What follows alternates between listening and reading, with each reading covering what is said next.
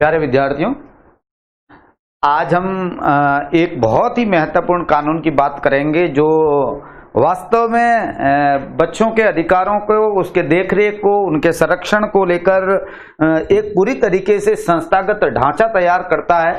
और खास बात यह है, मैं आपको बताना चाहता हूं कि मेरा ये मानना है, जिस प्रकार पॉक्सो एक्ट एक बहुत महत्वपूर्ण बच्चों के लेकर है, उसी प्रकार संस्थागत तरीके से मैं देखूं जिसमें खासतौर से यूनिट्स स्टेट लेवल पर, डिस्ट्रिक्ट लेवल पर काम करती हैं, बोर्ड्स काम करते हैं, उनको लेकर जो आयोग है, इसमें सबसे महत्वपूर्ण आयोग है जुवेनाइल जस्टिस एक्ट।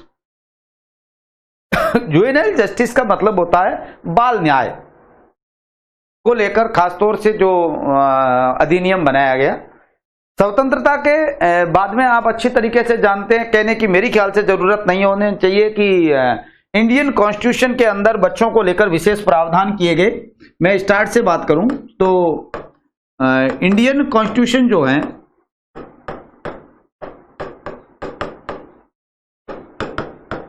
उसके अंदर फंडामेंटल राइट के अंदर आर्टिकल 15 का क्लॉज 3, जो मैंने पॉक्सो में बहुत अच्छी तरीके से बात कही थी। और देखिए, आप फंडामेंटल राइट भी पढ़ चुके हैं और मेरे ख्याल से जिन सर ने पढ़ाया है उन्होंने इस धारा को तो कम से कम 1 घंटा पढ़ाया ही होगा, और नहीं पढ़ाया है तो फिर देख लेना, कर लेना, ठीक रहेगा, क्योंकि बहुत जरूरी, ये महत्वपूर्ण है, क्योंकि हमारा एक टॉपिक है पूरा का पूरा जो आप अच्छी तरीके से जानते हैं 5 नंबर का है, और आपके इस एग्जाम के अंदर उसकी इंपॉर्टेंस कितनी हो सकती है ये कहने की जरूरत नहीं है। इसके साथ डायरेक्टिव प्रिंसिपल्स आर्टिकल 21 का जो ये है, जो बालकों के अधिकारों को लेकर खासतौर से बात है, एजुकेशन को लेकर खासतौर से बात है। इसके साथ में directive principles of state policy के अंदर 39 का ई और 39 का एफ बहुत महत्वपूर्ण आर्टिकल हैं जो बच्चों के अधिकारों को लेकर खासतौर से बात करता है। और इसके साथ बच्चों को लेकर बात करने वाला है 45 एंड 47। संविधान केवल व्यवस्था की बात करता है, उसके बाद कानून बनाने का काम उन बच्चों के जो अधिकार हैं, जो बात कही गई है, या राज्य के जो कर्तव्य हैं, उनको पूरा करने के लिए कानून बनाने पड़ते हैं। और मैं आपको जानकारी के लिए बताना चाहता हूं कि विद्यार्थियों, स्वतंत्रता के बाद अलग अलग स्टेट्स के अंदर राज्यों ने इन बच्चों के अधिकारों को लेकर जो काम किया वो थे, बालक अधिनियम बनाए गए अलग अलग जगह पर स्टेट्स के अंदर। 1986 के आते आते ये फील मन में आया, विचार आया कि क्यों नहीं जो पहले से ही चाइल्ड एक्ट चल रहे हैं, जिसमें बच्चों के अधिकारों के संरक्षण को लेकर, देखरेख को लेकर जो व्यवस्था की गई है, हमें उसे एक विशेष रूप से एक कानून बनाना चाहिए, जुवेनाइल जस्टिस एक्ट। ये कानून बनाया पहली बार, ये कानून बना, इसके नाम से है ना जुवेनाइल। कई बार लड़कों को ये जुवेनाइल है ना, ये बड़ा अजीबोगरीब लगता है। जुवेनाइल क्या है? जुवेनाइल का मतलब आप ये समझिए, बालक, या जुवेनाइल वो है जिसकी उम्र 18 वर्ष से कम की है, वो जुवेनाइल है। 18 वर्ष से कम उम्र का आदमी है वो जुवेनाइल है, 18 वर्ष तक का। परिभाषा में यही है। हाल ही में अखबारों में यह रहा है कि 16 से 18 साल वालों के लिए थोड़ा सा हार्ड कर दिया है काम, इसलिए क्योंकि वो आपराधिक प्रवृत्ति के ज्यादा होते हैं, वहां टीन एज होती है, बवंडर का टाइम होता है। साइकोलॉजी में पढ़ा होगा आपने, स्टॉर्मिंग टाइम होता है। आदमी जब 15-16 साल का होता है और उसके बाद में 20-25 साल का होता है, तब तक वो एक ऐसे युग से गुजरता है जो यदि कंट्रोल में नहीं रहे तो बम बन के फूटता है, और वो खतरनाक भी हो सकता है और वो अच्छा भी हो सकता है। इसलिए जिस उम्र में आप हैं, मैं ये कहना चाह रहा हूं कि ये स्टार्मिंग टाइम है, एक बवंडर का युग है, एक प्रकार का तूफानी युग है। और इस तूफानी युग के अंदर आपको बहुत ही सुरक्षित और बहुत ही अच्छी तरीके से आज के सोशल मीडिया के टाइम के अंदर आपको ऑनलाइन पढ़ाई करवाई जा रही है, और इसके अंदर ऑनलाइन क्या देख रहे हैं और क्या देखना चाहिए, इसके बीच में फर्क करना बहुत ही जरूरी है। यदि आपने नहीं किया तो मैं आपको बता देता हूं, ऑनलाइन आपके लिए बहुत बड़ा खतरनाक हो जाएगा। क्योंकि हम खोलते कुछ हैं, खुल कुछ जाता है, देखते कुछ हैं, आस में पास में और कुछ उतर जाता है। मैं कई बार देखते हैं साइट खोलते हैं, यदि सेफ्टी नहीं है तो सीधी सी बात है, साइट तो इधर से खोल रहे हैं, इधर से कोई और पास में उतर जाता है। Hello hi. और इस पहुंच हमारी है वो बहुत ज्यादा है, मेरा कहने का मतलब पहुंच बहुत ज्यादा है, और पहुंच के अंदर अच्छे और बुरे का फर्क होना बहुत ही जरूरी है, इसलिए आपको ये बातों का ध्यान रखना होगा। तो पहली बार जुवेनाइल किशोर न्याय जुवेनाइल जस्टिस एक्ट बना 1986 में।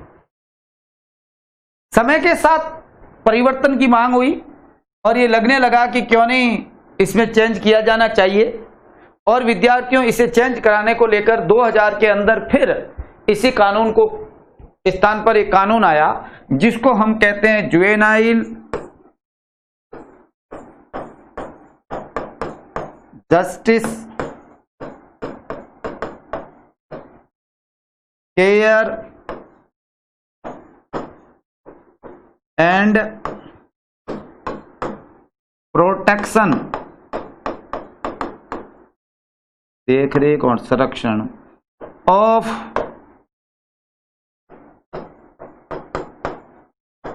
चिल्ड्रन एक्ट 2000, ये कानून आया। इस कानून के अंदर बहुत सारे एजेंसीज की बात कही गई, बहुत सारे संस्थाओं की बात कही गई जो बच्चों को लेकर काम करती है, और इसमें एक बहुत बड़ी खास बात थी, वो ये थी कि जो हाल ही में चर्चा में रहती है, महत्वपूर्ण चीजों पर ज्यादा जोर देना चाहिए। मैं ये चाह रहा हूं कि पूरा एक्ट में यदि बात करूंगा और इन एक्ट्स के एक एक की बात करूंगा तो बहुत लंबा हो जाएगा, और इतनी जानकारी आपके लिए वो फिर लोड हो जाएगा कि साहब ये तो ज्यादा हो गया। ये जो कानून बना था इसके अंदर जुवेनाइल जस्टिस की बात थी, बोर्ड गठित करने की बात थी, चाइल्ड वेलफेयर कमेटीज की गठन की बात थी, विशेष पुलिस यूनिट्स की बात थी, डिस्ट्रिक्ट लेवल पर चाइल्ड प्रोटेक्शन को लेकर कमेटी गठन की बात थी, स्टेट चाइल्ड प्रोटेक्शन कमेटी की बात थी। ये सब इस कानूनों के अंदर प्रावधान इसके अंदर किए गए थे। इस कानून के अंदर जुवेनाइल्स को अधिकतम सजा 3 वर्ष हो सकती है, क्योंकि किसी भी जुवेनाइल्स का यदि मुकदमा चलता है तो जुवेनाइल कोर्ट में चलता है, जिसको जुवेनाइल जस्टिस बोर्ड नाम से जानते हैं, JJB के नाम से जानते हैं। वहां पर मुकदमा चलता है और वहां जो फर्स्ट क्लास मजिस्ट्रेट होता है वो अधिकतम 3 साल की सजा दे सकता है। सजा नहीं है, वो एक प्रकार का सुधार गृह में भेजने की बात है, और सुधार के बाद में 3 साल बाद उसे समाज में वापस जगह दे दी जाती है। टाइम के साथ इसमें 2006 के अंदर अमेंडमेंट हुआ, इस कानून के अंदर अमेंड किया गया 2006 के अंदर, मगर किशोर जो बवंडर का युग है, मैंने आपसे कहा इनके सबसे ज्यादा मामले आते हैं वो विद्यार्थियों चोरी के हैं।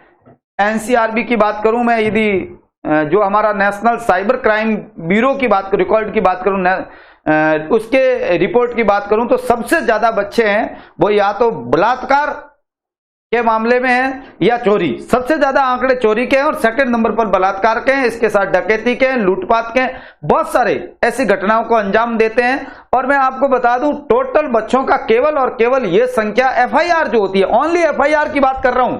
FIR होने से कोई व्यक्ति अपराधी नहीं होता, FIR गलत भी हो सकती है, किसी व्यक्ति के विरुद्ध मुकदमा गलत भी हो सकता है। जो FIR होती है वो 1% बच्चों के ऊपर है, ज्यादा संख्या आपको नहीं लगी होगी, अरे बहुत है संख्या, देखा जाए तो बहुत बड़ी संख्या, 1% बहुत होता है। जब 19% बच्चे हैं उसमें 1% बच्चों पर यदि आपराधिक किस्म की प्रवृत्ति है तो बहुत बड़ी संख्या है ये। और इस संख्या के अंदर मैं बता देता हूं आपको कि 56% वो होते हैं जिसकी उम्र 16 से 18 वर्ष की होती है। 16 से 18 वर्ष के बच्चे आपराधिक प्रवृत्ति सबसे ज्यादा जो रिकॉर्डेड है, मैं आपको NCRB के आंकड़ों के हिसाब से बात कर रहा हूं, उनकी बात करूं तो सबसे ज्यादा बच्चे 16 से 18 वर्ष के होते हैं। आप अच्छी तरीके से जानते हैं, मैं आपको एक बात कहना चाह रहा हूं। 16 दिसंबर 2012 को दिल्ली के अंदर एक कांड हुआ था जिसको निर्भया कांड के नाम से हम जानते हैं। इस कांड के अंदर एक महिला डॉक्टर के साथ में रात के टाइम में बस के अंदर रेप होता है, गैंग रेप होता है। रेप क्या, गैंग रेप होता है, सामूहिक बलात्कार होता है। और इस सामूहिक बलात्कार के अंदर 12 दिसंबर की रात को जो कुछ उसके साथ हुआ, उसमें 5 लोगों में एक बच्चा ऐसा होता है जिसकी उम्र 18 वर्ष से कम थी। उनको फांसी हुई बाद में, आप अच्छी तरीके से जानते हैं। एक ने आत्महत्या कर ली, बाप को फांसी हुई। ये जघन्य अपराध है, ये जघन्य अपराध का आप समझिए हीनतम, हेनस, सबसे हाईएस्ट लेवल का। इससे मतलब आप कह नहीं सकते, अपराध इससे बड़े हो नहीं सकते। उस बच्ची के साथ क्या हुआ ये कहने की भी जरूरत नहीं है। फेंक दिया गया, बाद में उसकी डेथ भी हो गई। सरकार ने बहुत कोशिश की, सिंगापुर तक मेडिकल फैसिलिटी प्रोवाइड करवाई। ऐसा नहीं है कि सरकार ने कोशिश नहीं की, बहुत कुछ किया। मगर जनरली हम सवाल उठाते हैं, साहब सरकारें क्या कर रही है, अपराध बहुत बढ़ गए। अरे अपराध सामान्य आदमी कर रहा है। हर आदमी की मनोस्थिति, यहां नियंत्रण, डर, भय कितना पैदा करो आप। और आप डेमोक्रेटिक युग में वो डर और भय का माहौल भी पैदा नहीं कर सकते। डंडे का जोर बहुत जरूरी है, मगर इतना भी नहीं हो कि जहां पर आदमी दब कर रह जाए। कुप्रवृत्ति या अपराध की प्रवृत्ति इंसानी प्रवृत्ति है। सरकार के पास लॉ एंड ऑर्डर का काम है, जरूर करती है, और स्टेट का तो सबसे महत्वपूर्ण काम है। अब ये जो हुआ ये कि उसके अंदर जो बच्चा था वो 18 साल से कम था, तो उस पर जो मुकदमा चला वो जुवेनाइल जस्टिस बोर्ड में चला। और जुवेनाइल जस्टिस बोर्ड ने उस लड़के को जो सजा दी वो 3 साल दी। विद्यार्थियों, उस बच्चे को मैं आपको जानकारी के लिए बताना चाहता हूं, 20 दिसंबर 2015, 2012 की घटना थी। 2015 के अंदर उसे संरक्षण गृह में जा रखा गया था, विशेष गृह के अंदर उसे छोड़ दिया गया, सुधार गृह से छोड़ दिया गया। जब उसे छोड़ा गया और बाकी को फांसी दी गई तो देश के अंदर एक माहौल बना। लोगों ने यह विरोध करना शुरू किया, कहा कि यह क्या है, जो ये बच्चा कितनी साल का था यह फर्क मायने नहीं रखता, बच्चे ने कितना कुकृत्य किया है, कितना बड़ा जघन्य अपराध किया है, जितना बड़ा अपराध है उसे सजा मिलनी चाहिए। कानून भले ही 3 साल की बात कहता हो, मगर इस बच्चे को फांसी की सजा मिलनी चाहिए। दिल्ली के अंदर जबरदस्त, जब बच्चे को छोड़ा जा रहा था तो माहौल पैदा हुआ। सरकार के ऊपर दबाव बनना है।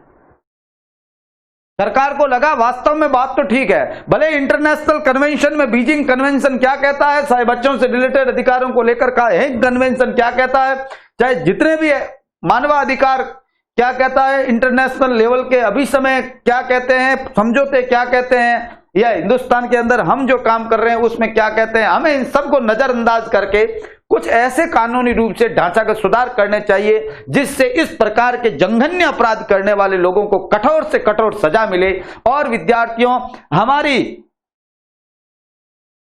पार्लियामेंट के अंदर एक bill, juvenile justice care and protection of children act 2000 को प्रतिस्थापित किया गया। उसके स्थान पर इसी नाम से एक नया बिल आया।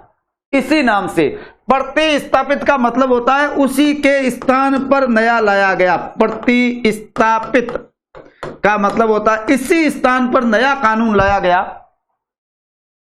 और उस कानून का नाम दिया गया जुवेनाइल, वही नाम जुवेनाइल जस्टिस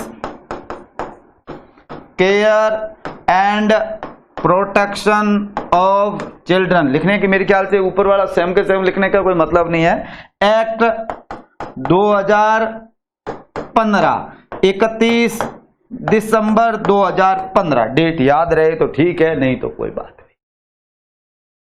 इसमें प्रतिस्थापित करने के पीछे का टारगेट है वो ये है कि इनके अंदर जो प्रावधान है वो ढीले हैं और इसको कठोर बनाया जाए, मजबूत बनाया जाए, हार्ड बनाया जाए।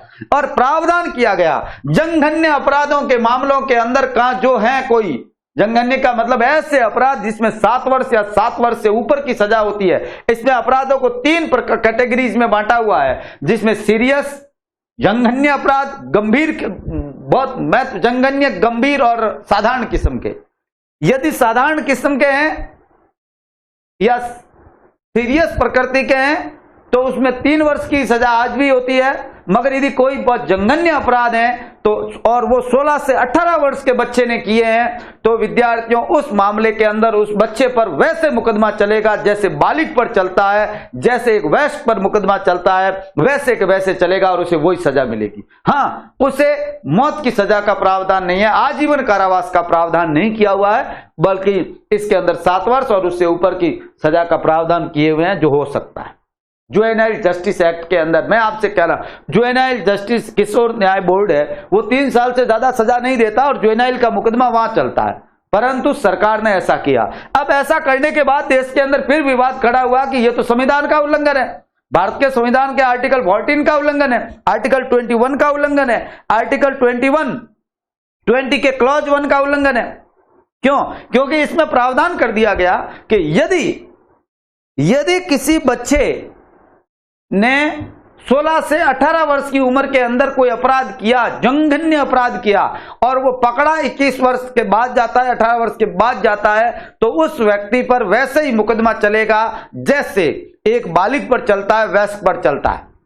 अब सवाल ये खड़ा हो गया कि सब बताइए, जिस समय व्यक्ति ने अपराध किया उस समय तो उसके वो जुवेनाइल था, तो उस पर जुवेनाइल जस्टिस बोर्ड की तरह एक्ट की तरह मुकदमा चलना चाहिए, परंतु सरकार कह रहा नहीं, यदि वो 21 वर्ष की उम्र में पकड़ा जाता है या बाद में पकड़ा जाता है, 18 वर्ष के बाद में कहीं पकड़ा जाता है तो उस पर वयस्क की तरह मुकदमा चलेगा।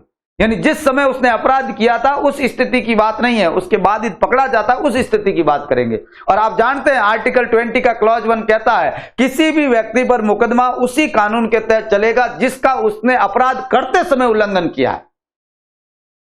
अपराध करते समय तो उसने नहीं किया, उस समय तो उसके ऊपर जुवेनाइल जस्टिस एक्ट लग रहा था, परंतु बाद में जो उसने किया वो ये किया। इसलिए विद्यार्थियों, जुवेनाइल जस्टिस की बात में इंपॉर्टेंट है, इसलिए ये बात आपसे सिंपल सा कर रहा हूं। आप अच्छी तरीके से इस बात को मेरे ख्याल से समझ रहे होंगे और कोई प्रॉब्लम आपको इसमें आनी नहीं चाहिए, मेरा ये मानना है। अब देखिए, ये एक्ट इसलिए 2015 के अंदर इसके अंदर अमेंडमेंट कर दिए गए।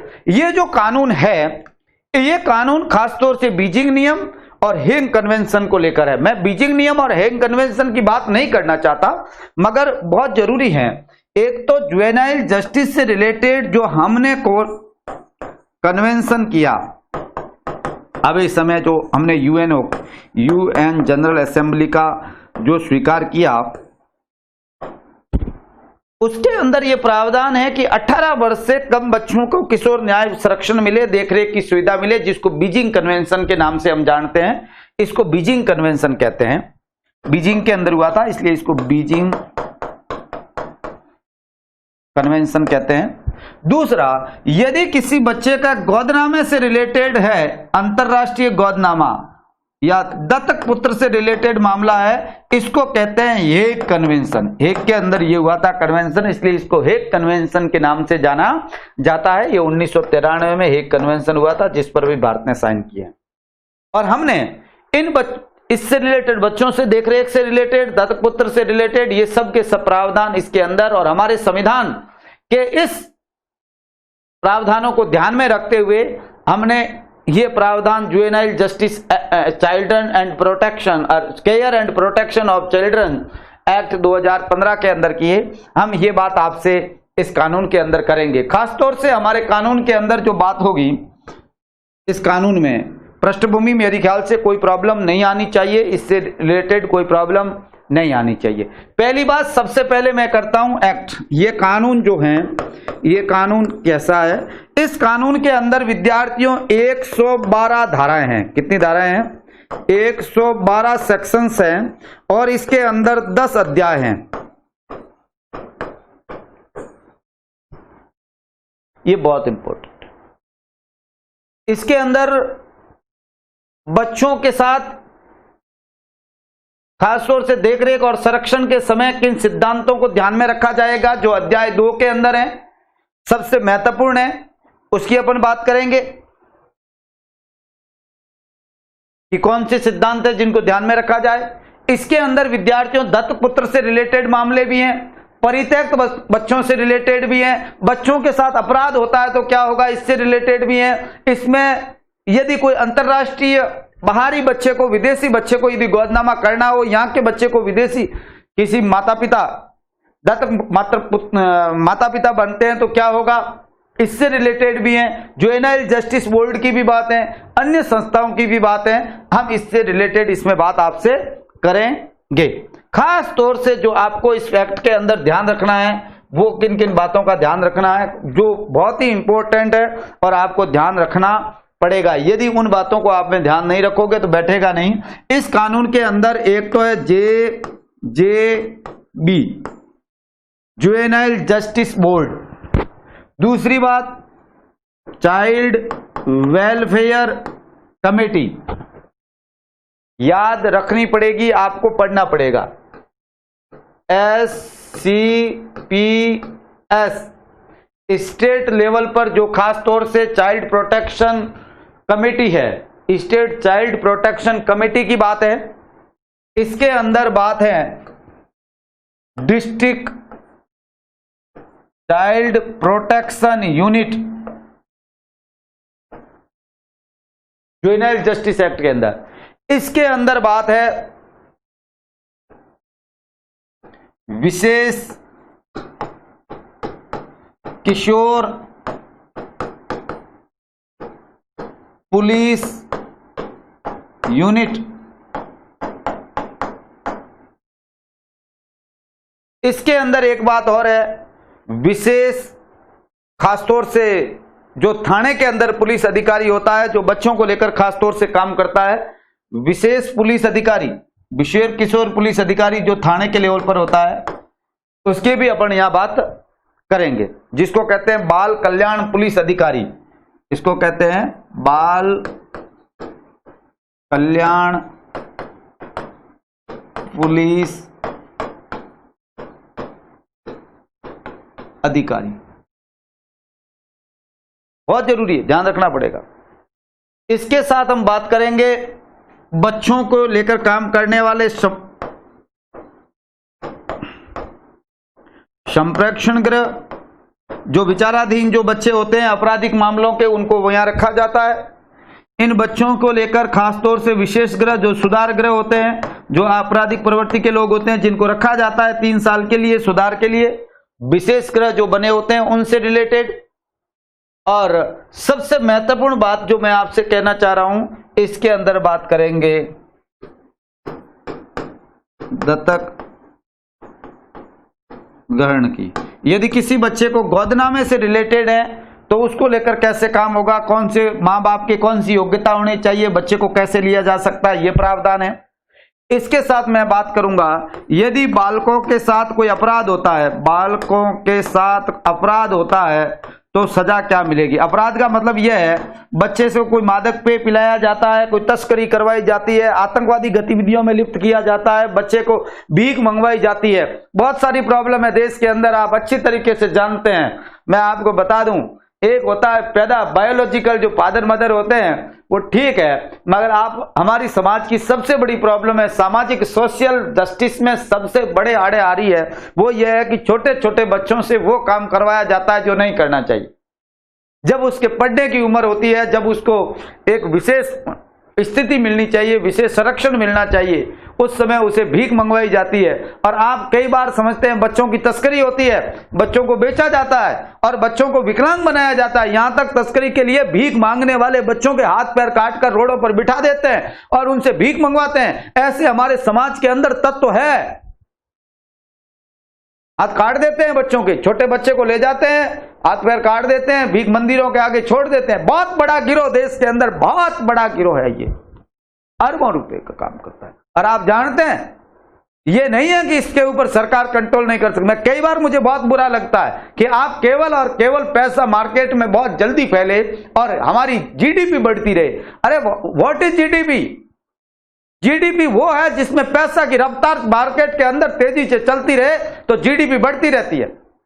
मैं आपको बता देता हूं, सरकार जीडीपी की बात करती है। जीडीपी विद्यार्थियों तब भी बढ़ सकती है जब हमारे देश के अंदर सभी लोग बीमार हो जाएं, तो भी जीडीपी बढ़ जाती है। मैं आपको बता देता हूं, यदि आपको पूरे के पूरे हम यदि पेड़ पौधों को काट दें और लकड़ी को बेचें तो जीडीपी 21% से ऊपर चली जाएगी। जीडीपी क्या है?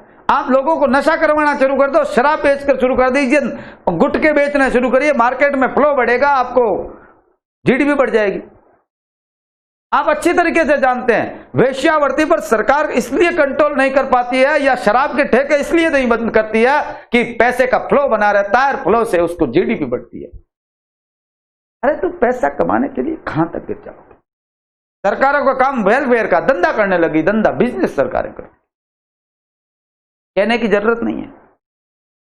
मैं कई बार जाता हूं इधर मेरे कॉलेज के आसपास में, लोग जो हैं मुझे कहते हैं साहब ये बताइए अफीम पर सरकार इतना कंट्रोल कर रही है, बंद कर दिया, ऐसे हो गया ऐसे हो गया, और दारू है, दारू तो लोग सरकार बेचती है, ये गलत नहीं है? मैं यही जवाब देता हूं कि ये ज्यादा खतरनाक है। उन्होंने कहा साहब जो ज्यादा खतरनाक है और कम खतरनाक है, खतरनाक बंद होने चाहिए कि नहीं होने चाहिए?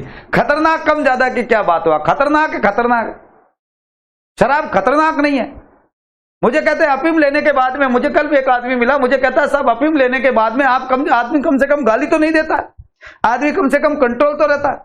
शराब के बाद तो आदमी कम से कम गाली दे मत दे, गाली तो उसकी मानसिकता होगी, देता कि नहीं देता, मगर लड़खड़ाता है, नाली में गिर जाता है।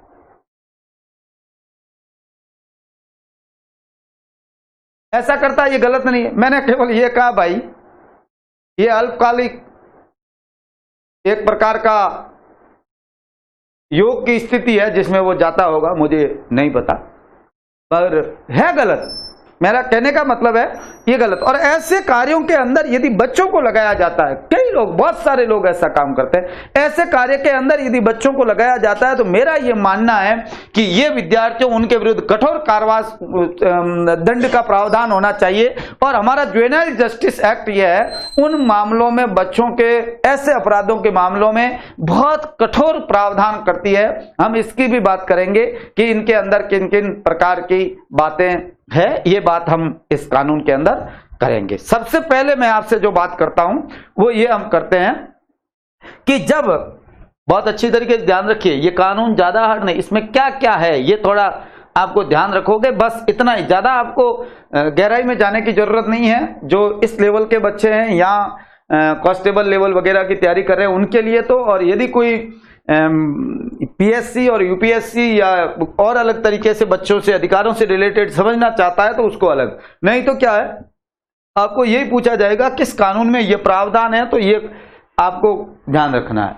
और इससे रिलेटेड जो इंपॉर्टेंट बातें हैं वो मैं एक एक करके आपको बताता हूं कि इसमें कौन कौन सी बातें हैं जो सबसे जरूरी हैं। पहली बात ये कि ये जो कानून है ये खासतौर से किसी बच्चे की गिरफ्तारी हो जाती है, किसी बच्चे को डिटेन किया जाता है, किसी बच्चे पर मुकदमा चलाया जाता है, किसी बच्चे के ऊपर दंड किया जाता है, किसी व्यक्ति को कारावास हो जाता है, तो ऐसे बच्चों के पुनर्वास को लेकर और समाज के अंदर पुनः उनको जगह देने को लेकर ये काम करने वाला एक कानून है। दूसरी बात, ये बच्चों के संरक्षण और देखरेख के लेकर और उनकी जो आवश्यकताएं हैं बच्चों की, उनके पुनर्वास को लेकर, उनके दत्तक ग्रहण को लेकर, खासतौर से जो उनसे रिलेटेड जो प्रक्रियाएं हैं उनको लेकर काम करने वाला ये कानून है। अब जब किसी बच्चे पर मुकदमा चलेगा और सरकार, राज्य सरकार, स्टेट गवर्नमेंट और इन जो भी एजेंसीज इस कानून के अंदर हैं वो बच्चे के ऊपर मामला विचारण है, ट्रायल है, उस दौरान किस किस बातों को ध्यान में रखेगा, किस नजर से उसको देखेगी, ये एक बहुत महत्वपूर्ण पार्ट है अध्याय 2 के अंदर।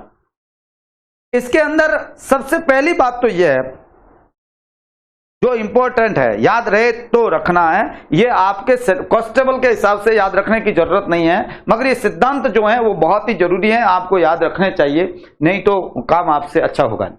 पहला काम है बच्चे को निर्दोष समझा जाए, निर्दोषिता की अवधारणा का सिद्धांत जिसको हम कहते हैं। किसी भी बच्चे पर मुकदमा चलते समय, मैंने कहा कि पॉक्सो एक्ट के तहत मुकदमा चलता है तो उस व्यक्ति पर एक्यूज्ड को आपराधिक समझा जाएगा जब तक वो ये साबित नहीं कर दे कि मैं आपराधिक नहीं हूं। आपराधिक मानसिकता के उप सिद्धांत का पालन किया जाएगा, परंतु यहां पर यह समझा जाएगा बच्चे को कि बच्चा निर्दोष है। निर्दोषिता की अवधारणा के कॉन्सेप्ट के आधार पर काम किया जाएगा। बच्चे की गरिमा और योग्यता के सिद्धांत को पूरी तरीके से ध्यान रखा जाएगा। बच्चे को सुनवाई का पूरा अधिकार दिया जाएगा।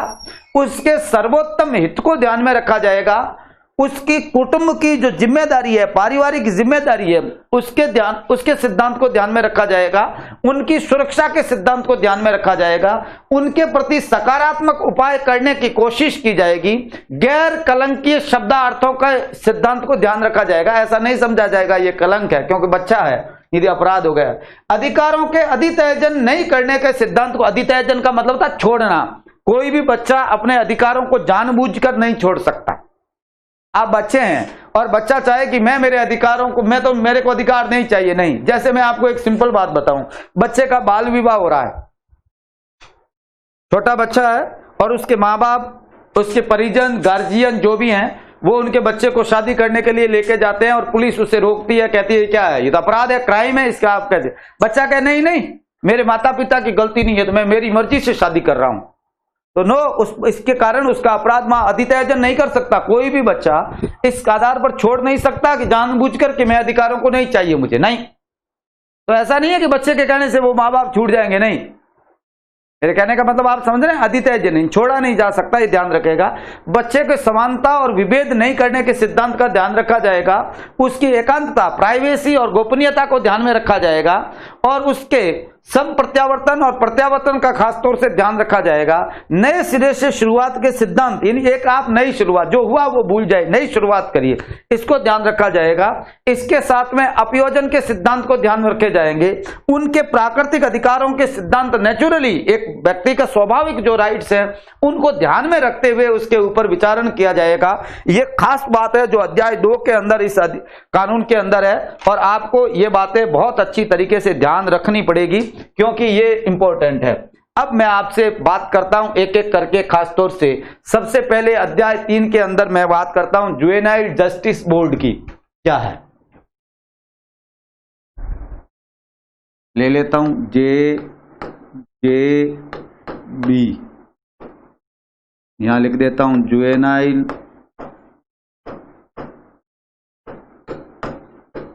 Justice board. एक बोर्ड बना हुआ है, ये वास्तव में जुवेनाइल जस्टिस एक कोर्ट है।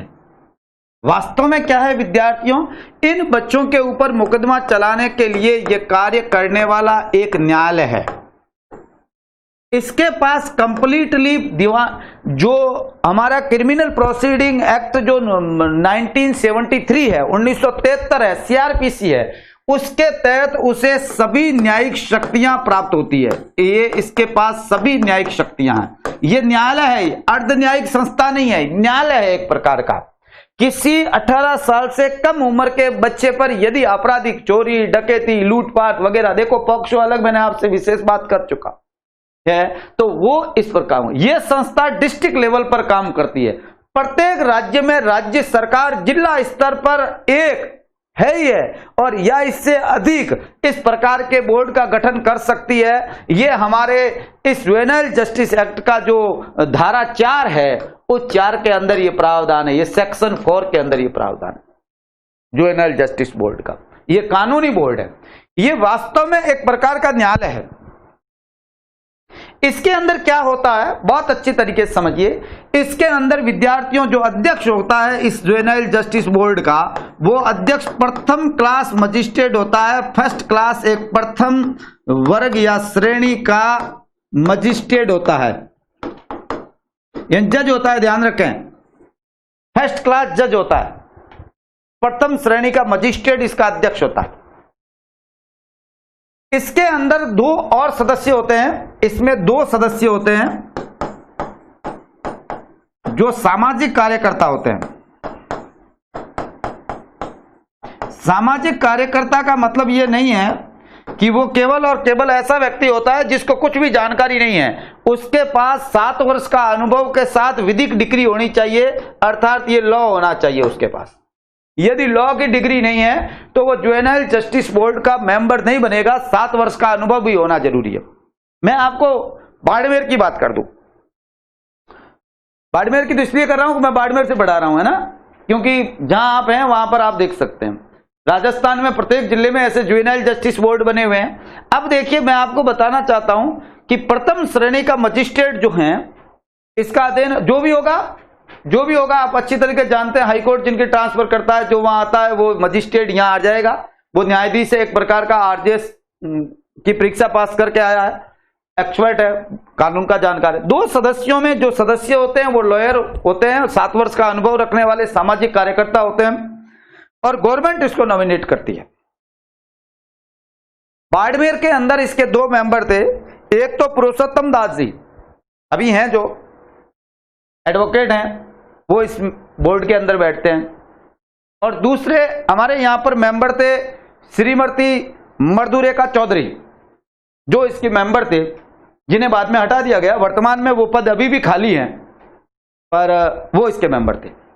मेरा कहने का मतलब यह है, ये एक प्रकार का एक बोर्ड है, पर न्यायालय की तरह काम करता है, न्याय की तरह काम करेगा। यहां पर विद्यार्थियों उन लोगों को पेश किया जाता है, पुलिस जो उन लोगों को पेश करती है, यहां पेश कौन करेगी? पुलिस करेगी। पुलिस उन लोगों को पेश करती है जो अपराधी हैं, एक्यूज्ड हैं, या जो डिटेन किए गए हैं, उनके अंदर सुधार लाने को लेकर ये खास तौर से काम करेगी। और एक्यूज्ड इन लोगों को ये बोर्ड ये कहेगा कि आप इसको सुधार गृह में भेज दीजिए। मूल उद्देश्य ये नहीं, सुधार गृह में भेज देगा और वो व्यक्ति सुधार गृह में चला जाएगा, और उसके बाद में ये 3 साल, ये अधिकतम कितने गृह तक रख सकता है? 3 वर्ष तक सुधार गृह में भेज सकता है, इससे ज्यादा नहीं। विशेष गृह के अंदर विशेष गृह बने हुए हैं, जो आगे ऊपर मैंने कहा था, वहां भेज देते हैं बच्चों को, और वहां पर बच्चे को वापस समाज के अंदर प्रतिस्थापित करना है, या उनके लिए पुनर्वास की कोशिश की जाती है, उसमें सुधार की बात की जाती है।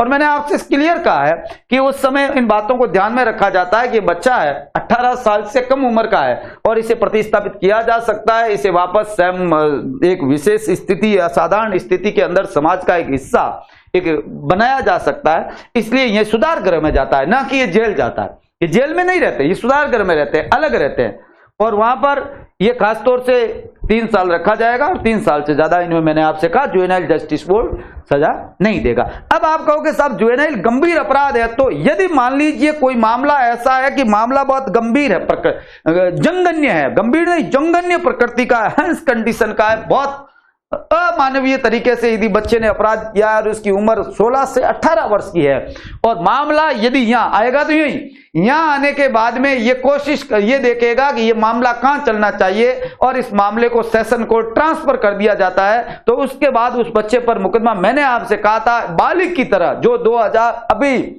इसके अंदर 2015 में जो कानून बनाया गया, इसमें प्रावधान है कि उस पर सेशन कोर्ट में मुकदमा चलेगा, और वहां पर या विशेष बालक न्यायालय में, विशेष न्यायालय में मुकदमा चलेगा, और वहां पर उसे वो सजा हो सकती है जो एक वयस्क को होती है, जनरली जो होती है उसमें, मगर वो उसमें आजीवन कारावास और मौत की सजा का प्रावधान नहीं है। इस जुवेनाइल्स को वो सजा नहीं होगी, एक खास बात है, मगर वो सजा होगी। और गंभीर जंगन्य प्रकृति के मामले वो माने जाते हैं जिसमें 7 वर्ष या इंडियन पेनल कोड में इससे अधिक सजा के प्रावधान के जो मामले हैं, उस मामलों को जंगन्य अपराध के नाम से जानते हैं। हम कहते हैं कि वो अपराध एक बहुत ही घृणित प्रकृति के होते हैं, उस मामलों में उसे एक वैश्य की तरह मुकदमा चल सकता है। ये थोड़ा सा अलग मैटर है, मगर आपको ये ध्यान रखना है, यहाँ पर जुवेनाइल जस्टिस बोर्ड किसी भी व्यक्ति को 3 वर्ष तक के लिए सुधार गृह भेज सकता है, इससे ज्यादा नहीं कर सकता। हाँ, इसके अंदर यदि कोई व्यक्ति जो लगा हुए हैं वो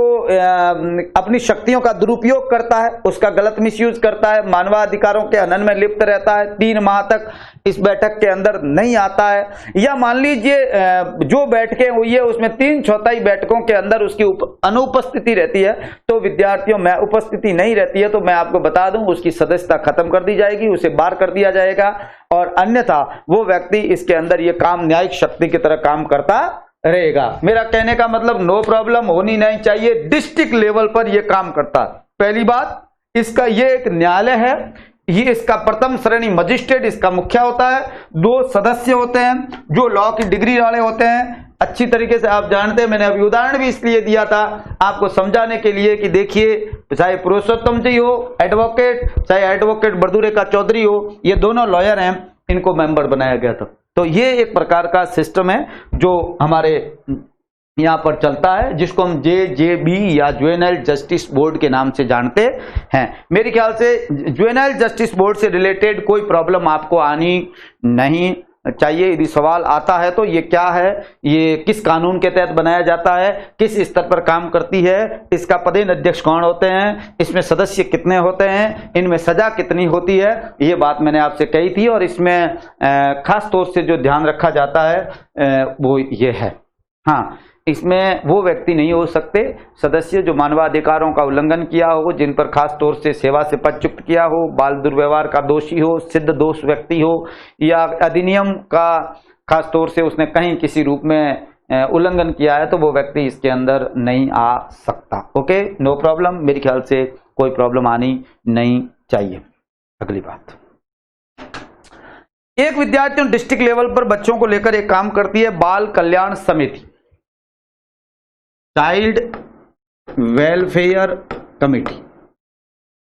ये भी जुवेनाइल जस्टिस एक्ट के अंदर आर्टिकल जो सेक्शन 27 है, 27 है, उसके अंदर ये प्रावधान है। सेक्शन 27 के अंदर ये बात है वेलफेयर कमेटी की। वेलफेयर कमेटी क्या करती है? ये वेलफेयर कमेटी खासतौर से बच्चों को बाल कल्याण समिति इसको कहते हैं, ध्यान रखिएगा विद्यार्थियों, जिला लेवल पर काम करती है बाल कल्याण समिति, या इसको कह सकते हैं चाइल्ड वेलफेयर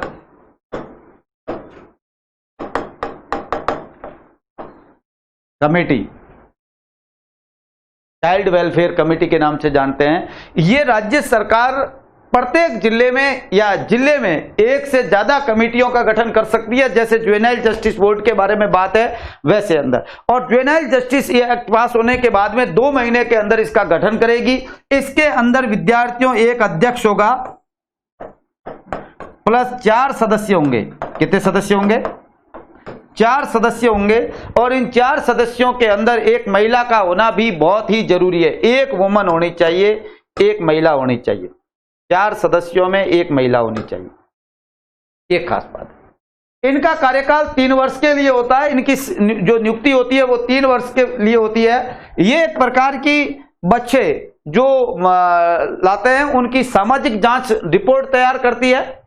इनकी जो बैठक होती है वो जिला स्तर पर बाल गृह के अंदर होती है।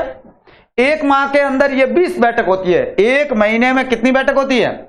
इसकी 20 बैठक होती है। 1 महीने में 20 बैठक होती है। यदि कोई व्यक्ति 327 बैठक के अंदर उपस्थित नहीं रहता है या उपस्थित रहता है तो ही वो वैलिड है, अन्यथा उसकी सदस्यता खत्म कर दी जाएगी।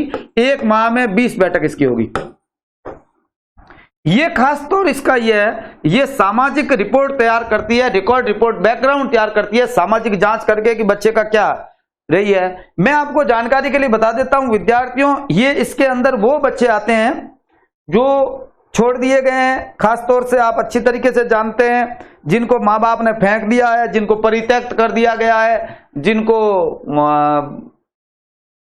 आप अच्छी तरीके से जानते हैं। कई बच्चों को माँ बाप कहीं और गुम हो जाते हैं।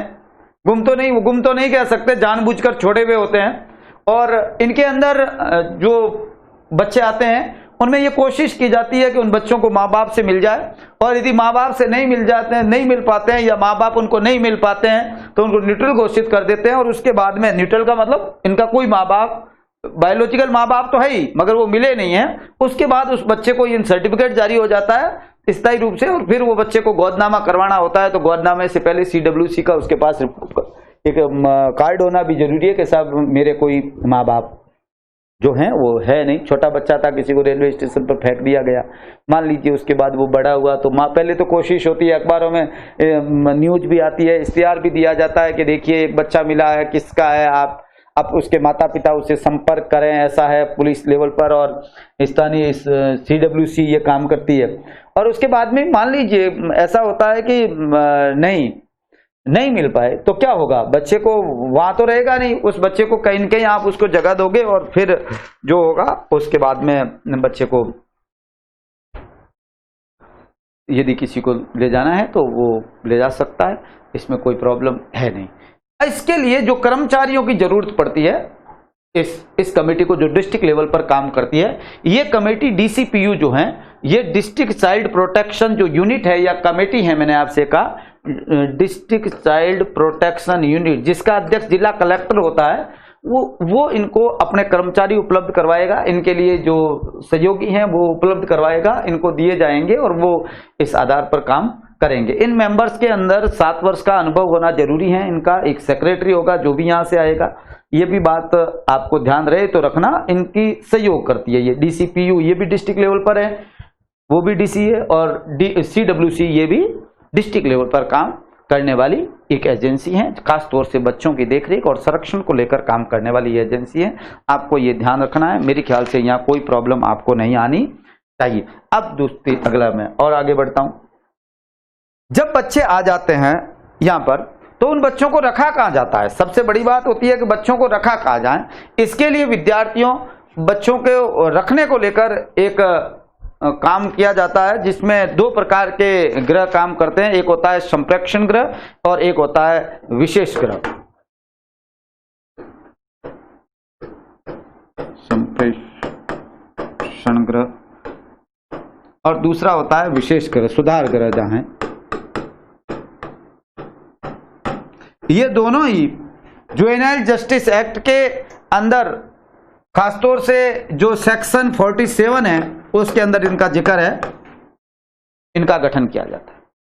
ये NGO हो सकते हैं, इसके गठन का कोई हैंडल करने वाला, कोई सरकारी हो सकता है, कोई प्राइवेट हो सकते हैं, कोई भी ये अपना ऐसा कर सकते हैं। जहां पर मामला कहीं भी किसी व्यक्ति पर मामला लंबित हो, जब मामला लंबित होता है तो उसे यहां रखा जाता है, और जब मामले को डिसाइड हो जाता है, जब बच्चा उसे जुवेनाइल जस्टिस बोर्ड सजा दे देता है, तो उसे सुधार के लिए ये यहां रखा जाता है।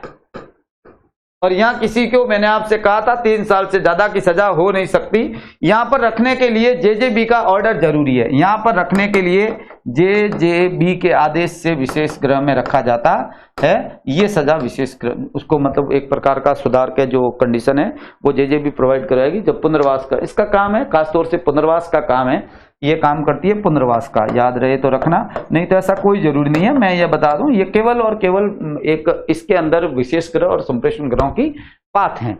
जो किसी बच्चे पर यदि मामला ऐसा जुवेनाइल्स पर मामला चल रहा होता है, मामला लंबित होता है, जब जांच चल रही होती है, तो अस्थायी रूप से यहाँ रखा जाता है, क्योंकि लंबित मामले में वो स्थायी नहीं है, अस्थायी रूप से यहाँ रखा जाता है। और जब उसको सुधार गृह के रूप में ये विशेष गृह में भेज दिया जाता है। ये चलाने वाले लोग, यहाँ प्रॉब्लम बहुत क्रिएट होती है। यहाँ ये होती है कि कई बार मिस्टेक ये होती है कि यदि सही तरीके से उनका कोऑर्डिनेट नहीं होते हैं, ऑब्जर्वेशन नहीं होता है, सुपरविजन नहीं होता है, तो यहाँ पर आपराधिक प्रवृत्ति के लोग भी सुधार करने में लग जाते हैं। और बहुत सारी ऐसे गृह बनाए हुए हैं जिनका रजिस्ट्रेशन भी नहीं है। मैंने आपसे कहा था, हमारी गवर्नमेंट, अभी सेंट्रल गवर्नमेंट ने राज्यों को निर्देश दिए थे कि आप ये बताइए कि ऐसे कितने चल रहे हैं जहाँ पर आप इन लोगों को रख रहे हैं, और वहाँ क्या काम, मशीनरी वगैरह जो चला रही होती है, ईसाई मशीनरी, धर्म से रिलेटेड जो लोग हैं वो चला रहे होते हैं, और वो क्या कर रहे होते हैं, ये कहने की जरूरत नहीं है। अगली बात, खासतौर से मैं इस कानून की बहुत महत्वपूर्ण बात है वो करता हूं, दत्तक ग्रहण को लेकर, गोदनामे को लेकर। मैं यहाँ पर आप कहें वो लिख दूं, आप कहें तो मैं दत्तक ग्रहण लिख देता हूं, और आप कहें तो इसको इंग्लिश में मैं गोदनामा लिख देता हूं। ये बहुत समझना जरूरी है, सिंपल सी समझना जरूरी है।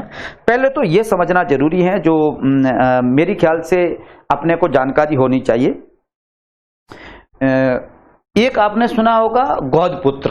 गोदपुत्र का मतलब जिसको हमने गोदनामा करवाया है या गोद लिया है जिसको, ये केवल और केवल हिंदू धर्म में होता है, या हिंदू से रिलेटेड धर्म जैसे जैन है, सिख है, ये तो हिंदू ही हैं, बौद्ध हैं, ये हिंदू हैं। इनके अंदर ये होता है कि कोई भी माता पिता जिनके बच्चा नहीं है और वो उनके रिलेटिव जो भी हैं उनसे बच्चा ले सकते हैं, और वो दत्तक माता पिता बन सकते हैं। उसके माता पिता उत्तराधिकारी हक उनको मिलेगा, सब कुछ इनको मिलेगा।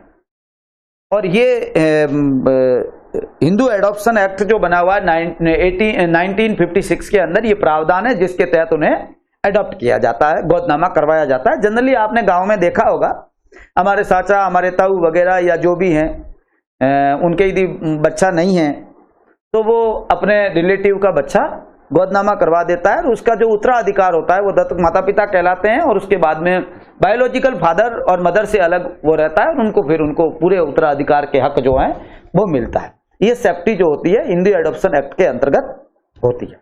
दूसरा मैं आपको बता देता हूं, मुस्लिम धर्म जो है, ईसाई धर्म, पर्शियन है, इन धर्मों के अंदर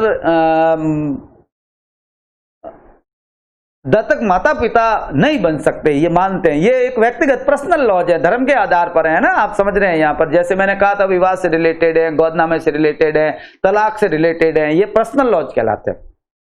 उसके अंदर यह है कि कोई आप किसी बच्चे के गार्जियन बन सकते हैं मगर माँ बाप नहीं बन सकते। मुस्लिम ये मानते हैं कि आप अपने भाई के बच्चे को लेकर आप कहें कि ये मेरा दत्तक पुत्र है, पुत्र हो ही नहीं सकता वो, और आप उसके माता पिता हो ही नहीं सकते, ये उसका धर्म मानता, मैं नहीं कह रहा हूं, ये धर्म के हिसाब से। तो वहां जो एडॉप्शन होती है वो गार्जियन एक्ट बना हुआ है जो 1860 के अंदर बनाया गया था, उसके अंतर्गत होता है। आप कहोगे साहब आप तो जुवेनाइल जस्टिस एक्ट पढ़ा रहे हो। राइट, मैं जुवेनाइल जस्टिस एक्ट पढ़ा रहा हूं, मगर केवल और केवल गोदनामा करने को लेकर ये वही कानून नहीं है जो मैं अभी आपसे जुवेनाइल जस्टिस है। इसके सिवाय भी अन्य कानूनों में भी ये प्रावधान है कि भाई किसी का गोदनामा करवाया जाता है तो कैसे हो सकता है। अब यहां ये होता है कि किसी बच्चे को यदि गोदनामा करवाया जाता है तो उस बच्चे को गोद लेने वाले माता पिता के पास में क्या योग्यता होनी चाहिए, ये सब मैं आपको बता देता हूं। आर्टिकल जो सेक्शन 56 है, ये याद रखें तो बहुत अच्छा है, आपके काम आएगा, जिंदगी भर में काम आएगा, कई चीजों को लिए जरूरत है। खास तौर से जो परित्यक्त बच्चे हैं, जो छोड़ दिए गए हैं, जो अनाथ हैं, जिसके माता पिता नहीं है, जो खास तौर से जिनके माता पिता मिले नहीं हैं, ऐसे बच्चों को लेकर ये खासतौर से दत्तक ग्रहण को लेकर काम करता है। ये सेक्ट किशोर जुवेनाइल जस्टिस एक्ट है जो ये काम करता है। किसी माता पिता को यदि बच्चा गोदनामा करवाना है तो सबसे पहली योग्यता तो यह है उसकी कि वो माँ बाप शारीरिक रूप से मतलब इतने बुढ़े नहीं होंगे, कल तो रवाना होंगे, यानी माता और पिता दोनों की कुल उम्र का योग 110 से ज्यादा नहीं होना चाहिए। 55 साल के हो तो ले सकते हैं, इससे ज्यादा यदि बुढ़े हैं, 70 साल 60 साल के हो गए, अब कह रहे हैं गोदनामा करवाते हैं तो नहीं कर सकते। मैं आपको बता देता हूं, ये नियम है, ये रूल है, ऐसा नहीं कर सकते। हाँ, उसके लिए दोनों की उम्र का योग 55 वर्ष से 110 वर्ष से ज्यादा नहीं होना चाहिए। कई बच्चों के ये दिमाग में चल रहा होगा कि पति 80 साल का हो और बीबी मान लीजिए 40 साल की हो तो क्या होगा। नहीं, ऐसा नहीं होता है ना, जनरली है ना, ज्यादा दिमाग लगाने की जरूरत नहीं है। कहीं पर जो मैं आपको जनरल बात कह रहा हूं उसको जनरल तरीके से समझिए, 55-60 के बीच में हो, ये डिसाइड कर दिया जाता है। जो कारा कमेटी और सारा और कारा जो है संस्थाएं, प्राधिकरण बने हुए हैं, वो तय करते हैं कि क्या। दूसरी बात, यदि कोई मान लीजिए लिव एंड रिलेशनशिप में रहते हैं, 2018 के अंदर सेंट्रल गवर्नमेंट ये डिसाइड कर चुकी है, कारा ये डिसाइड कर चुका है, कारा मत समझ गए, मैं आपसे कह चुका हूं, सेंट्रल एडॉप्शन जो रिसोर्सेज अथॉरिटी है उस ये डिसाइड कर चुकी है कि कोई लिव एंड रिलेशनशिप में रहने वाले लोग भी बच्चे को अडॉप्ट कर सकते हैं, उसे स्वीकार कर सकते हैं यदि वो लेना चाहे तो। और यदि कोई महिला एकल है, एकल मतलब सिंगल, आजकल ये भी एक प्रकार की आपने देखा है कि बहुत सारे लोग हैं जो सिंगल रहना चाहते हैं, शादी नहीं करना चाहते, नॉन लिव एंड रिलेशनशिप में रहते हैं, अकेले रहते हैं और उनको बच्चे के एडॉप्शन की जरूरत पड़ती है। यदि कोई महिला है और किसी बच्चे को यदि अडॉप्ट करना चाहती है तो बच्चे को किसी भी बच्चे को अडॉप्ट कर सकती है, मेल फीमेल किसी को अडॉप्ट कर सकती है, कोई प्रॉब्लम नहीं है। परंतु यदि कोई पुरुष किसी बच्चे को अडॉप्ट करना चाहता है तो वो बालिका का अडॉप्ट नहीं कर सकता, फीमेल को अडॉप्ट नहीं कर सकता, बच्ची को गोद नहीं करवा सकता, वो बच्चे का गोदनामा करवा सकता है। ऐसे कुछ नियम इसलिए बनाए गए ताकि बच्चों की देखरेख और संरक्षण ठीक तरीके से हो। और यदि पति और पत्नी दोनों की शादी हुई है और 2 साल हो चुके हैं, 2 साल होना जरूरी है ना, क्योंकि 2 साल प्रोबेशन पीरियड है, उसके दौरान शादी कहां से किधर चली जाए पता। 2 साल पूरे हो चुके हैं तो विद्यार्थियों दोनों की सहमति से किसी बच्चे का गोदनामा, चाहे वो मेल है या फीमेल है, लड़का है लड़की है, उसका गोदनामा करवाया जा सकता है। ये गोदनामा देश के अंदर भी हो सकता है और ये गोदनामा देश के बाहर अंतरराष्ट्रीय, यहाँ हमारा बच्चा किसी दूसरे विदेशी माँ बाप के गोदनामे में चला जाए, या मान लीजिए कोई विदेशी बच्चा है और वो हम लेना चाहते हैं, यदि इंडियन कोई है वो गोदनामा करवाना चाहते हैं तो वो भी कर सकते हैं। परंतु इन सब को देखने वाली जो सेंट्रल लेवल की एजेंसी है उसको कहते हैं कारा। क्या कहते हैं? कारा, सेंट्रल एडॉप्शन रिसोर्सेज अथॉरिटी। ये एक स्वायत्त संस्था है, महिला बाल विकास मंत्रालय के अधीन काम करने वाली एक स्वतंत्र रूप से संस्था है, जिसका गठन 1990 में किया गया और इसे स्वायत्तता प्रदान हाल ही में कर दी गई। ये बहुत अच्छी तरीके से हेग कन्वेंशन को लेकर काम करती है। अंतर्देशीय और अंतरराष्ट्रीय देशों के बीच या देश अंतर्देशीय और अंतर्देशीय, समझ आ गई, देशों के बीच या देश के अंदर कोई बच्चे के गोदनामे को लेकर है तो इसको लेकर विद्यार्थियों खास तौर से काम करने वाली एजेंसी है, जो विशिष्ट रूप से इनके सामने आवेदन करना होता है, कारा को आवेदन करना होता है, वो इन्वेस्टिगेट करती है, उनसे डॉक्यूमेंट लेती है, उनकी योग्यता का निर्धारण करती है, सोशल उसके घर की वित्तीय स्थिति की जानकारी लेती है, उसकी मानसिक स्थिति की चिकित्सा जांच होती है और फिर माँ बाप को देते हैं। क्योंकि देखो कोई पागल है तो बच्चा गोदनामा नहीं करवा सकता, यदि कोई गरीब ही है खुद तो भीख मांग के खाता है और तो कहता है बच्चा गोदनामा दे दो, तो वहां नहीं मिलेगा। वित्तीय स्थिति भी ठीक होना जरूरी है। और आप जानते हैं जब बच्चा गोदनामा हो जाता है तो उसके बाद मजिस्ट्रेट के सामने उस बच्चे को प्रॉपर्टी का हिस्सा या उसके नाम कुछ प्रॉपर्टी करनी पड़ती है, ताकि बच्चे के लाइफ की सेफ्टी। और ये संस्था जो है ये 2 साल तक बच्चे के ऊपर नजर रखती है कि एडॉप्शन के बाद बच्चा ठीक तरीके से काम करता है कि नहीं कर रहा है, बच्चे का ख्याल रखा जाता है कि नहीं जाता है, उसका मिसयूज तो नहीं हो रहा है। यानी बालक देखरेख और संरक्षण की ये कमीशन है, सॉरी एक्ट है, तो ये तो काम इसका करना ही है। ये सबसे महत्वपूर्ण संस्था है, ये बहुत जरूरी संस्था है, ध्यान रखिए। और स्टेट लेवल पर जो काम करने वाली संस्था है उसको कहते हैं कारा। अब आपसे सवाल ये पूछेंगे कि कारा और सारा के प्रावधान किस अधिनियम में है? जुवेनाइल जस्टिस एक्ट के अंदर है 2015 में, और ये कारा एजेंसी है, ये काम करती है। ये जो सारा है स्टेट एडॉप्शन रिसोर्सेज अथॉरिटी है, ये काम करती है, जो स्टेट लेवल पर स्वायत्त तरीके से गोदनामों को लेकर खास तौर से काम करने वाली है। यानी ये है सेंट्रल लेवल पर काम करने वाली और ये है स्टेट लेवल पर काम करने वाली एजेंसियां हैं जो काम करती है। आपको मेरे ख्याल से कहीं प्रॉब्लम आनी नहीं चाहिए यहाँ पर, और यहाँ प्रॉब्लम जैसी मुझे कुछ लगता नहीं है कि यहाँ ऐसी कोई आपको प्रॉब्लम आएगी। ये दत्तक ग्रहण से रिलेटेड योग्यता क्या है वगैरह है, मेरे ख्याल से इतना आपके एग्जाम के लेवल से पूछा नहीं जाता है। और बाकी तो आप लिखना चाहें तो भले ही लिख दीजिए।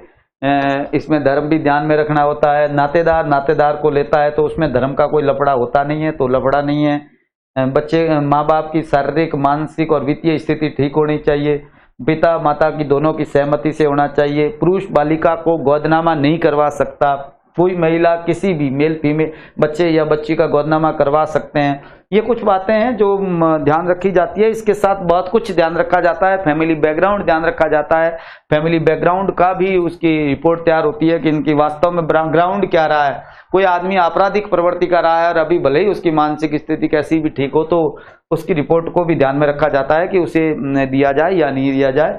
परंतु आपको ध्यान रखना है कि ये हिंदू धर्म के अंदर दत्तक पुत्र जैसी सोच रहती है। बाकी तो इस्लाम वगैरह जो हैं उसमें गार्जियन होते हैं, वो यदि गोदनामा करवाते हैं तो वो as a guardian and ward act जो हैं उसके तहत ये काम करते हैं। एक प्रकार देख रेख के तहत 1860 के कानून के तहत होता है। वो ज़्यादा यहाँ मेरे ख्याल से मेरा ये मानना है कि आपके लेवल पर ये ज़्यादा जरूरी नहीं है। मैं समझ में आ गया होगा। दत्तक ग्रहण से रिलेटेड प्रावधान सेक्शन 56 में है, इस एक्ट के अंदर है। इसमें कारा और सारा दोनों एजेंसियां स्टेट लेवल पर ये काम करती है, ये सेंट्रल लेवल पर। ये खास तौर से प्राधिकरण है, बहुत इंपॉर्टेंट प्राधिकरण है, इसका आपको ध्यान में रखना होगा। और जुवेनाइल जस्टिस को कारा एक्ट भी कहते हैं, कई बार दत्तक ग्रहण एक्ट के नाम से भी जानते हैं। इसको लोग कह देते हैं, बाकी है क्या इसमें सब है। जुवेनाइल जस्टिस बोर्ड भी है, सब कुछ इसमें है, मगर एक प्रावधान ये भी है जो बहुत ही महत्वपूर्ण प्रावधान है। ये बात आपको ध्यान में रहे तो रखनी है। विद्यार्थियों, मैं आगे आपसे बात करूं, अगला टॉपिक हम लेते हैं। खास तौर से जो विशेष यूनिट्स हमारे यहाँ पर काम करती है, ये कारा एजेंसियां जो हैं ये अपनी एक वार्षिक रिपोर्ट भी केंद्र सरकार को देती है, जिसे पार्लियामेंट में रखा जाता है। ये महिला बाल विकास मंत्रालय के अधीन काम करती है। महिला बाल विकास मंत्रालय का सेक्रेटरी जो होता है वो इसका पदेन अध्यक्ष होता है। इसमें 6 सदस्य होते हैं जो इनके साथ काम करते हैं। ये एक प्रकार की अथॉरिटी है, एक प्राधिकरण है जो काम करता है। ज्यादा कहने की जरूरत मेरे ख्याल से यहाँ है नहीं। अब मैं आपसे कुछ बहुत सिंपल सी बात करना चाहता हूं कि यदि मान लीजिए किसी बच्चों के साथ अपराध होता है तो किन अपराधों के अंदर उस बच्चे को क्या सजा मिलेगी, क्या प्रावधान है सजा से रिलेटेड, ये बात करता हूं। यदि कोई बच्चे की पहचान का प्रकटन करता है, उसकी प्राइवेसी को खत्म करता है, उसकी पहचान को उजागर करता है, तो ऐसे मामले के अंदर ये उसको सेक्शन 74 के अंतर्गत 6 माह की सजा और जुर्माना हो सकता है। 1 लाख तक 2 लाख तक का जुर्माना किया जा सकता है यदि कोई ऐसा करता है। तो ये आपको केवल ये ध्यान रखना है कि इसमें ये प्रावधान है। इसमें ये नहीं है कि आप इसको पढ़ना शुरू कर दें और समझ में नहीं आए। यदि बालक के साथ कोई क्रूरता करता है तो 3 वर्ष तक की सजा और 1 लाख रुपए का जुर्माना हो सकता है। और गंभीर मामले में कोई क्रूरता करता है, अंग वगैरह काटता है, तो 10 साल तक की सजा और 5 लाख रुपए जुर्माना हो जाता है। किसी बच्चे को यदि भीख मांगने के लिए लगाया जाता है तो 5 वर्ष की सजा और 1 लाख रुपए का जुर्माना हो जाता है। और यदि उसका अंग उच्छेदन करता है, अंग उच्छेदन का मतलब होता है अंग काटकर विकलांग बनाकर उसे यदि भीख मंगवाता है तो 10 वर्ष की सजा और 5 लाख रुपए तक का जुर्माना हो सकता है। किसी बच्चे से मादक लिकर शराब वगैरह, औषधि या किसी प्रकार की ऐसी दवाई देता है तो विद्यार्थियों 7 साल की सजा और उसे 1 लाख रुपए तक का जुर्माना हो सकता है। बच्चे को यदि तस्करी के अंदर काम में लेता है तो 7 वर्ष की सजा और 1 लाख रुपए जुर्माना हो सकता है। यदि कोई बाल कर्मचारी बंधुआ मजदूर रखता है, उसका मनोरंजन के लिए काम में लेता है तो 5 साल की सजा और 1 लाख रुपए का जुर्माना हो सकता है। और यदि बिना विधिक प्रक्रिया के, बिना विनियमों को ध्यान में रखते हुए, नियमों को ध्यान में रखते हुए गोदनामा करवाता है तो उसे 3 वर्ष की सजा और 1 लाख रुपए जुर्माना हो सकता है। बच्चे का यदि कोई क्रय विक्रय करता है, बेचता या खरीदता है तो 5 वर्ष की सजा और 1 लाख रुपए जुर्माना हो सकता है। और यदि कोई नर्स हॉस्पिटल के अंदर बच्चे को ट्रांसफर कर दिए, प्रॉब्लम है, बच्चा या बेटा या बेटी होना प्रकृति की देन है, मगर सोसाइटी में असामाजिक तत्व हैं। और मैंने तो नहीं देखा मगर लोग कहते हैं कि नर्सें चेंज कर देती है, एक साथ 20-30 डिलीवरी होती है। फिर फिल्मों में देखते हैं हम, तो हमें तो जानकारी नहीं है, जिसके साथ घटा वो जानता होगा, मगर बच्चा इधर से उधर हो जाते हैं, पता ही नहीं चलता। यदि कोई ऐसा करता है, होता होगा, और यदि कोई ऐसा करता है 3 वर्ष की सजा और 1 लाख रुपए की जुर्माना हो सकता है, जो 7 साल तक की सजा तक बढ़ाया जा सकता है। यदि बच्चे को कोई मारता है, पीटता है, शारीरिक दंड देता है तो 3 माह की सजा और 10,000 रुपए तक जुर्माना हो सकता है। यह शास्ति यदि बार बार ऐसा करता है तो बढ़ाई भी जा सकती है। बच्चे को उग्रवादी समूहों में शामिल कोई करता है तो उसे 7 वर्ष की सजा और 5 लाख रुपए का जुर्माना हो सकता है। यदि कोई बच्चा विकलांग है तो यह जुर्माना और सजा मैं बता देता हूं डबल हो जाएगी, हर मामले में डबल हो जाएगी, हर मामले में डबल। आपको बता दूं, इसके अंदर भले ही बच्चा लिप्त हो, बच्चे को लिप्त बच्चा हो, वयस्क है तो वैसे होगा और बालक है तो बालक की तरह उस पर मुकदमा चलेगा। मगर 7 साल से ज्यादा की सजा है तो उसे जघन्य अपराध मानते हुए, उसे हेय मानते हुए उसके ऊपर एक वयस्क की तरह 16 से 18 साल का यदि वो अपराध करते समय था तो उसके ऊपर वयस्क की तरह मुकदमा चलेगा। एक बात आपको याद रखे, तो इस कानून की तो नहीं है मगर मैं बता देता हूं, यदि कोई बच्चा 7 साल या इससे छोटी उम्र का है, मे बी पॉसिबल 7 साल या इससे छोटी उम्र का है और वो किसी प्रकार का अपराध करता है तो वो कभी दोषी नहीं हो सकता। ये पूरी तरीके से, अच्छी तरीके से आपको ध्यान में रखना चाहिए, वो कभी दोषी हो ही नहीं सकता। यानी 7 साल से छोटे बच्चा यदि किसी को गोली भी मार देता है तो वो अपराधी नहीं हो सकता, वो गलती ही मानी जाएगी, वो त्रुटि ही होती है, उसमें किसी प्रकार का कोई प्रॉब्लम नहीं है। ये थोड़ा सा ध्यान रहे तो रह सकना, नहीं तो कोई यहाँ ऐसे मतलब नहीं है, इस कानून के तो प्रावधान है नहीं, इसलिए मैं यहाँ बता नहीं रहा हूँ। कोई ऐसा कहना भी मेरे ख्याल से ठीक नहीं है, कोई मतलब भी नहीं है। अगली बात मैं आपको बता देता हूँ, विद्यार्थियों, राज्य लेवल पर जो संस्थाएं काम करती है, राज्य बाल संरक्षण सोसाइटी जो मैंने अभी कहा था, SCPS राज्य बाल संरक्षण सोसाइटी या समिति जो काम करती है, SCPS जो काम करती है, इसका प्रावधान इस कानून के सेक्शन 106 में है। जो काम करती है राज्य लेवल पर काम करती है। जिला स्तर पर जो काम करती है डिस्ट्रिक्ट चाइल्ड प्रोटेक्शन यूनिट या सोसाइटी, ये भी सेक्शन 106 के तहत काम करती है और ये जिले में होती है और इसका मुखिया मैंने कहा था जिला कलेक्टर होता है। इसका कौन होता है? जिला कलेक्टर कह दूं या जिला मजिस्ट्रेट कह दूं, कोई फर्क नहीं पड़ता। कलेक्टर जिला मजिस्ट्रेट होता है ना, जिला मजिस्ट्रेट होता है, मजिस्ट्रेट पावर होते हैं, इसलिए वो इनका मुखिया होता है। और मैंने आपसे कहा ये बहुत महत्वपूर्ण संस्था है डिस्ट्रिक्ट लेवल पर जो ये काम करती है। अगली बात मैं आपको जनरली सिंपल सी बता देता हूं। सेक्शन 107 के अंदर कुछ संस्थाएं हैं जैसे बाल कल्याण पुलिस अधिकारी। मैंने आपसे कहा था एक होता है बाल कल्याण पुलिस अधिकारी। पुलिस की भूमिका बहुत इंपॉर्टेंट है इसलिए कह रहा हूं पुलिस अधिकारी। ये कौन होता है? ये प्रत्येक थाने के अंदर एएसआई, एएसआई का मतलब समझ गए? एएसआई लेवल का जो है उस लेवल का एक अधिकारी होगा जो थाने के अंदर काम करता है। ये स्वैच्छिक है, खासतौर से बच्चा यदि स्वैच्छिक का मतलब ऐसा नहीं है उसमें होगा ही नहीं। जो बनना चाहता है बाल कल्याण पुलिस अधिकारी वो अपना ऐसे जो जिसको बनाएगा वो इंटरेस्टेड होना चाहिए, वो जानकार होना चाहिए, वो बच्चों से रिलेटेड सॉफ्ट कॉर्नर का आदमी होना चाहिए। और उस एसआई को ये बाल कल्याण पुलिस अधिकारी ये प्रत्येक थाने में होता है। ये कहां होता है? प्रत्येक थाने में। जो भी थाना है उस थाने के अंदर एक अधिकारी एएसआई रैंक का अधिकारी होगा, वो ये काम करेगा बच्चों से रिलेटेड। खासतौर से यहाँ पर उनके रिलेटेड जो पिटिशंस है वो जाएगी, एफआईआर दर्ज करेगा, बातचीत करेगा, पूछताछ करेगा, उनकी देखरेख संरक्षण को लेकर खासतौर से नजर रखेगा। दूसरी एजेंसी जो इस लेवल पर काम कर रही है बच्चों को लेकर उनको भी खासतौर से आंगनवाड़ी वगैरह वगैरह बहुत आप जानते हैं आप जो काम करती है उनको भी देखेगा भी क्या ठीक चल रहा है कि नहीं चल रहा है, कहीं गड़बड़ तो नहीं है। एक होता है विशेष पुलिस, विशेष किशोर पुलिस यूनिट। मैंने कहा ये जिला लेवल पर काम करती है। ये किस स्तर पर काम करती है? जिला स्तर पर काम करती है। और इसका मुखिया जो होगा वो आरपीएस लेवल का या डिप्टी लेवल का ऑफिसर होगा, वो इसका मुखिया होगा, डिप्टी लेवल का अधिकारी होगा। उप पुलिस अधीक्षक के लेवल का ये अधिकारी होगा जो ये देखेगा।